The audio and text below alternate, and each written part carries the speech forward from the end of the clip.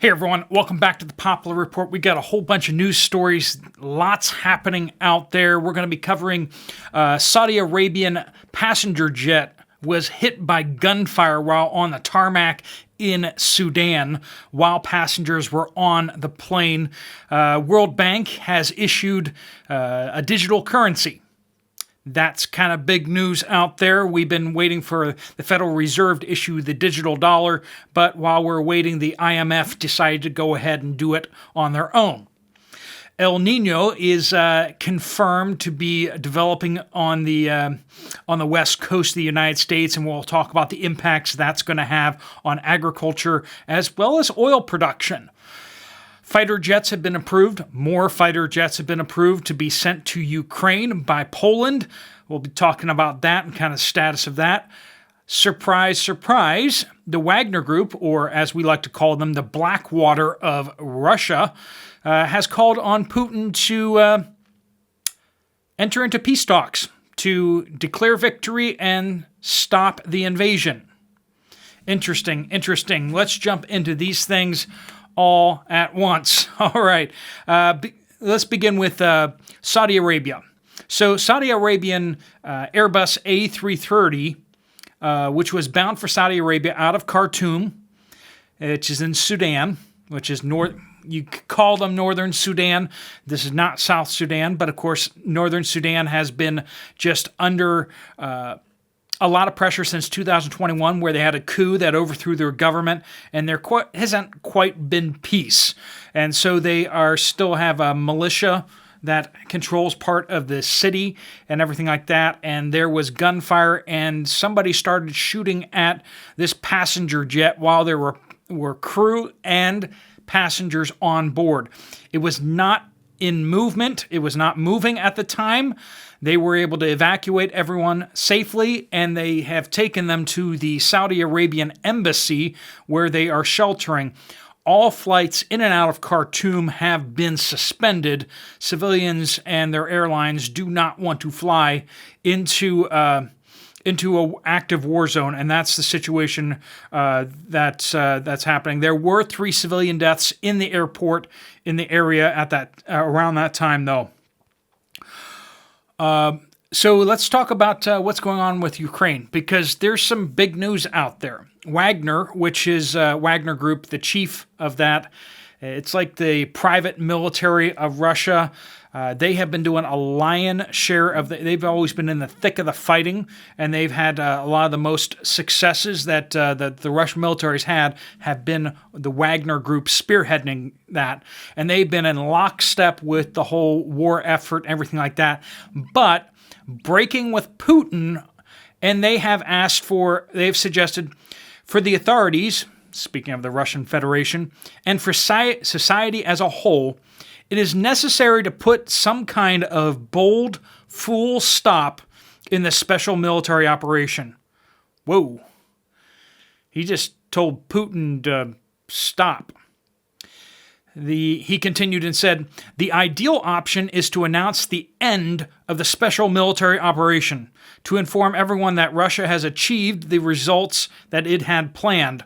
And in a sense, we have really achieved them. We have ground a huge number of soldiers of the armed forces of Ukraine and can report to ourselves that our task has been completed. Theoretically, Russia has already received this full stop by destroying a large part of the active male population of Ukraine by intimidating another part of it that has fled to Europe. So,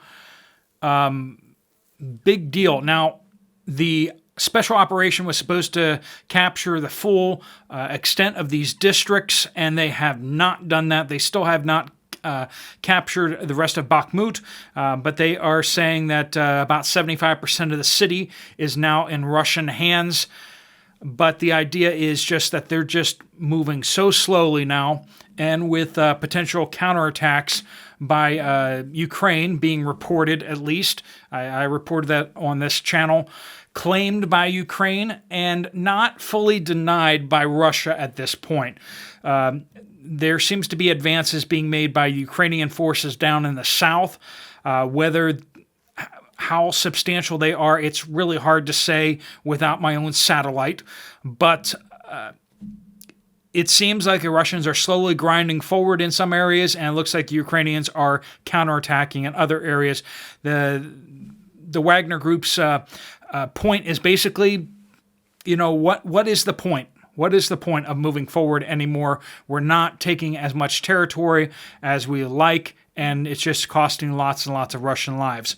So there may be peace talks in the future, or the chief of the Wagner Group may mysteriously disappear and end up at the bottom of a river. Who knows? We'll see. Moving on to the IMF, the International Monetary Fund. They unveiled a new global currency known as the Universal Monetary Unit. Does that sound sinister or what? But this is big news out there. It's called Unicoin, or Universal Monetary Unit. Now, this is supposedly going to be helping central banks, basically transferring money between the central banks, but that's kind of what we used to use the dollar for. Central banks used to transfer dollars between each other. Now we're going to be using these unicoins. Is that a little bit of a concern? For sure it is. Lots and lots of less dollars going to be used, which are printed, so that's called inflation, folks. The less dollars being used out there means that the value of everyone else's dollars are going to drop. Now, of course, we are seeing one cryptocurrency after the next, especially these central bank cryptocurrencies. Real briefly, cryptocurrencies are supposed to be decentralized ledgers that are allow people to transfer value between one and another person, publicly verified. But these new central bank cryptocurrencies or central bank digital currencies are centralized ledgers. So the bank itself knows who gets what, and they get to decide whether or not to approve those transactions. Once again, this is very bad for anyone who wants to have the freedom to purchase whatever they want to. You walk into the store right now and you can purchase whatever you want. But what happens when you go into the store and somebody up on high has decided that you have already exceeded your carbon footprint for the month, and they don't want you to buy anything else? And you go to swipe your card at the station, at the checkout, and they say you've been declined, and without payment you can't take these goods. Imagine if all of your credit cards were basically run by a central authority who could approve or decline your transactions. Your carbon credits have been used up, or your social credit score is not high enough in order to make certain purchases. You may have to have a certain social credit score in order to purchase dangerous items, sort of like what's happening in China right now. We also are seeing out there in the news that Germany has approved Poland's request to send 5 of its fighter jets to Ukraine. Now, Poland has already sent fighter jets. We're talking about MiG-29s. So these are older fighter jets, Cold War era. But basically, Poland and Germany had MiG fighter jets that were still in their country when they became independent from the Soviet Union. And Germany has basically sold or leased some of these over to Poland, and Poland's like, hey, we want to give these to Ukraine. And they had to get permission from Germany in order to do that. But Poland has already sent a bunch of MiG-29s over to Ukraine. So has Slovakia. But to get these 5 more MiG-29s over to Ukraine, they had to get Germany's permission. And Germany finally gave the thumbs up on that. Let's hear what the Chancellor of Germany had to say about this in January. There will be no fighter jet deliveries to Ukraine. Well, that didn't age so well, did it? He also warned against entering into a constant competition to outbid each other when it comes to weapon systems that are being sent to Ukraine. And we also remember when the President of the United States, Joe Biden, said that sending fighter jets equates to being a combatant in World War. So, that didn't age well either. We are now, NATO allies are now sending fighter jets. And if Russia decides to attack Poland or Slovakia, because they're now combatants by the definition of Germany and the United States, which they would seem to be legally entitled to do, the United States is obligated to protect those countries from attack and enter into war in order to respond to that.